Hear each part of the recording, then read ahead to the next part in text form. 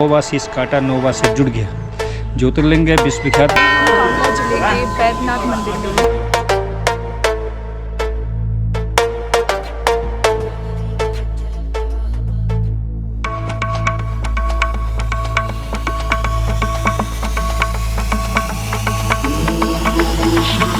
Hey guys, welcome to my another vlog. और मैं हूँ हिमाचल प्रदेश के जिला कांगड़ा में और बैजनाथ में हूँ। बेसिकली मैं ये है बैजनाथ मंदिर।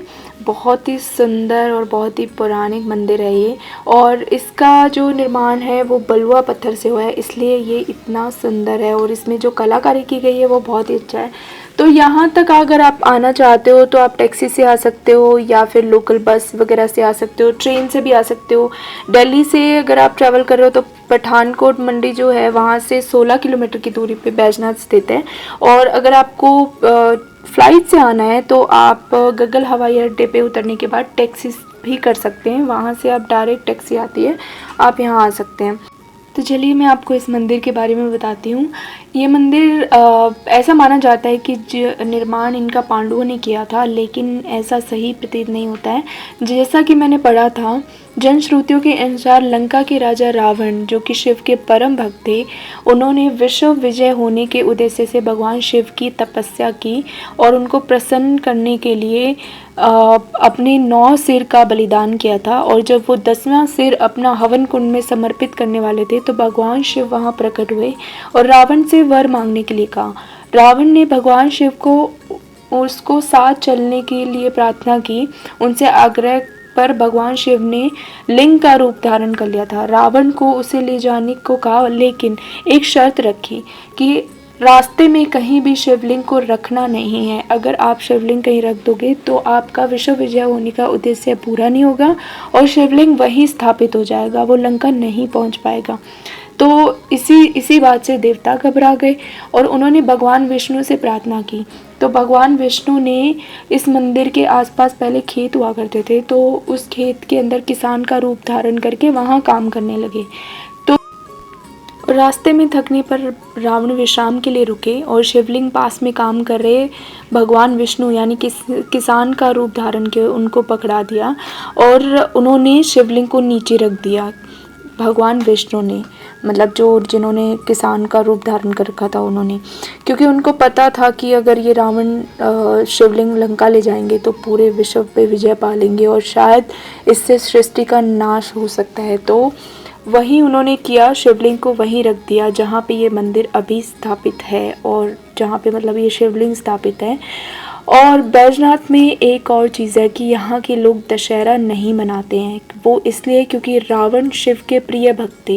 एक बार कुछ यहाँ के जो लोग हैं उन्होंने दशहरा मनाने की ट्राई किया था, बट उनको बहुत ज़्यादा अनिष्ट झेलना पड़ा था, इसलिए दशहरा मनाने की कोई भी आज भी वहाँ पे दशहरा नहीं मनाते हैं। और ये काफ़ी सारे शिव मंदिर है, आप चेक कर सकते हो यहाँ पे आप मतलब अपने टैक्सी से जा सकते हो, लोकल बस वगैरह भी से भी जा सकते हो। सो आप मुझे प्लीज़ बताना और कैसा लगा आपको ये वाला व्लॉग। फिर हमें भूख लगी थी और हम निकल गए आसपास की मार्केट एक्सप्लोर। यहाँ पे ज़्यादा कुछ है नहीं, बट हाँ आपको कुछ चाट जैसा कुछ मिल सकता है। तो हमने ये पकोड़े और थोड़ा कुछ टिक्की वगैरह खाई थी कि हमें आगे और भी एक मंदिर जाना था, शिव मंदिर।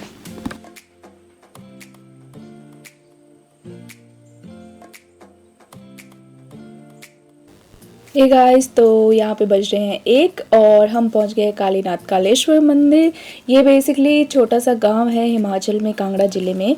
और जैसा कि मैंने बताया, हम बैजनाथ से हम 10-12-15 किलोमीटर ड्राइव करके यहाँ पे पहुँचे हैं। और ये बेसिकली व्यास नदी के पास है। बहुत ही छोटा सा गाँव है, छोटी छोटी शॉप्स है और यहाँ से आप प्रसाद वगैरह ले सकते हो। और ये मंदिर 5 बजे के अराउंड बंद हो जाता है। कहते हैं कि भूत पिशाच देवी देवता यहाँ के भगवान शिव की पूजा करते हैं, वो मैं आगे आपको बताऊंगी। तो चलिए मंदिर एक्सप्लोर करते हैं। ओम नमः शिवाय। आज हमारा चौथा दिन है यहाँ पे, और कल हम थे एक पहले वाले शिव जो मैंने लास्ट वीडियो दिखाई आपको, उसमें हम शिव मंदिर में थे। ये दूसरा शिव मंदिर है, ये है कालीनाथ कालेश्वर मंदिर। तो हम यहाँ हैं और आपने हर मंदिर में देखा होगा कि शिवलिंग ऊपर की तरफ होता है, लेकिन इस वाले मंदिर में शिवलिंग नीचे की तरफ है और ये धीरे धीरे जौ के दाने के बराबर सालों साल नीचे चला जाता। मैं वो आपको विस्तार में आगे की अपनी पूरी वीडियो में बताऊँगी।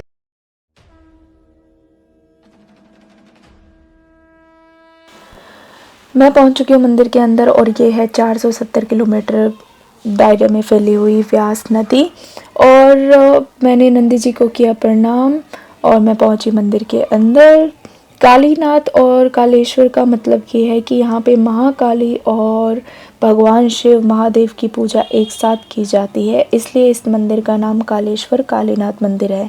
पौराणिक कथा के अनुसार कहा जाता है कि जब असुरों ने भगवान शिव से शक्तियाँ प्राप्त करके धरती पर वो पाप करने लगे थे, तो उसी पाप कर्म को रोकने के लिए भगवान शिव ने महाकाली, मतलब जो भगवती दुर्गा की 10 महाविद्या में से एक है महाकाली, जिनके काले और डरावने रूप की उत्पत्ति राक्षसों का विकराल रूप नाश करने के लिए हुई थी। और एकमात्र ये ऐसी शक्ति है जो स्वयं काल भी बह खाता है, इसलिए उन्होंने राक्षसों का नाश करने के लिए महाकाली को कहा। लेकिन उनका क्रोध शांत नहीं हो पा रहा था। उसी क्रोध को शांत करने के लिए भगवान शिव खुद महाकाली के चरणों में लेट और महाकाली से हुए इसी अनजाने में पाप के लिए उन्होंने यहाँ पे प्रायश्चित किया और यहीं पे भगवान शिव ने उनको दर्शन दिए थे। तो ऐसा माना जाता है कि ये वही पवित्र जगह और ये पहाड़ों के चारों ओर इसके पहाड़ और ये बीचों बीच हैं। और ये जो आप देख रहे हो ये एक ऐसी गुफा है जो सीधा, ऐसा माना जाता है, जो सीधा कैलाश की ओर जाती थी और यहीं पर श्री कृष्ण 5 पांडवों को लेके आए थे और अभी ये बंद है। और गाइस यहाँ पे हवन चलता रहता है, ऐसे लोग पूजा करवाने भी आते हैं दूर दूर से, कहते हैं कि घर की सुख शांति के लिए और सबकी मनोकामनाएं पूर्ण होती है। ये एक आप इसे सिद्ध पीठ भी कह सकते हैं या सिद्ध क्षेत्र भी कह सकते हैं। और ये है बरगद का पेड़, जिसके अंदर सिर्फ बरगद नहीं है, ये इसके अंदर काफ़ी टाइप के पेड़ पौधे अपने आप प्रकट हुए हैं, मतलब अपने आप उगते हैं और इनके मतलब माना जाता है, ये काफ़ी शुभ माना जाता है। तो हमने किए दर्शन और यहाँ पे एक अलग ही शांति थी गाइस। लोग यहाँ पे साधना वगैरह के लिए भी आते हैं, मेडिटेशन भी कर सकते हैं आप, यहाँ पे बैठ के लोग स्नान भी करते हैं और बहुत ही ज़्यादा पवित्र जगह है। यहाँ पे अलग ही सुकून लग रहा था गाइस।